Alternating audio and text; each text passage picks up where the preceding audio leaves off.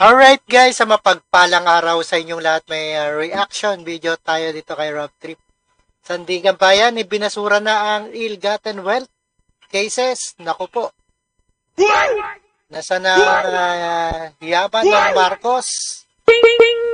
Ayan, at ito ay versus kay Marcos Sr., Imelda Marcos at iba pa. Alright? Sakit sa bangs. Alright, panoorin po natin. Intro muna tayo.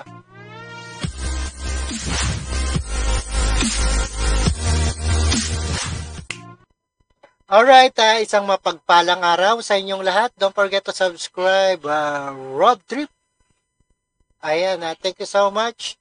Ayan, time check, 7:13 p.m. Pinas time. Alright, ibinasura ng Sandigan Bayan ang dalawang kaso ng ill-gotten wealth laban kina Eduardo Cuanco Jr.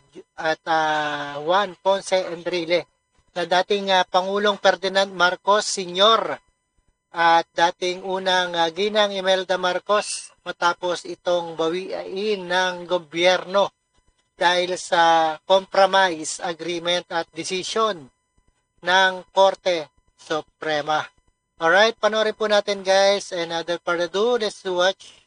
Ibinasura ng Sandigan Bayan ang dalawang kaso ng ill-gotten wealth laban kina Eduardo Cuanco Jr. at Juan Ponce Enrile, dating Pangulong Ferdinand Marcos Sr. at dating unang ginang Imelda Marcos matapos bawiin ng gobyerno ang mga ito dahil sa mga negosasyon. Ang laki ng kayamanan na yan, no? Yung ill-gotten wealth na yan.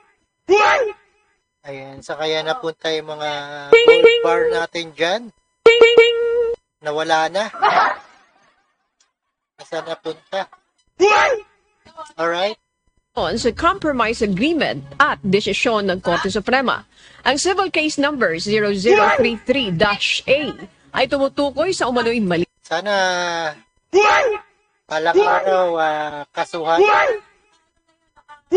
Lagyan ng kaso ang Marcoses regarding dyan. Diba? Malaking issue yan, ha? Yung paggamit ng pondo ng Philippine Coconut Authority at ng Coconut Consumers Stabilization Fund upang makuha ang First United Bank na tinawag ngayong United Coconut Planters Bank. Oh, United Coconut Planters Bank. Kanila pala yan. Ayan, patay tayo dyan. Awesome! Samantalang civil case number 0033-F ay tumatalakay sa maling paggamit ng coconut levy funds para sa pagbili ng Farmiga Corporation shares. Sa kabila nito na dami palang hidden wealth, no? Ayan, yaman talaga ng Marcos. Awesome! Sa kaya napunta yan. tining bukas ang isang bahagi ng civil case number 0033-8 dahil sa reklamo ng Subic International Air Charter na patuloy na isinusulong ang negosasyon. Alright guys, ayun, napakinggan at napanood po natin dito sa ating Sandigan Bayan. Dahil namumuno sa gobyerno ang ating Marcos, binasura ang ill-gotten wealth versus kay Marcos Sr. at yan, nilinis na. Kawawa naman ang taong bayan. Dapat donate na lang. Alright, maraming salamat sa inyong lahat at panonood at pagkinig dito kay Rob Trip. And peace out sa inyong lahat at tabayanan po natin ang mga pangyayari dito sa ating reaction video. Alright, thank you so much.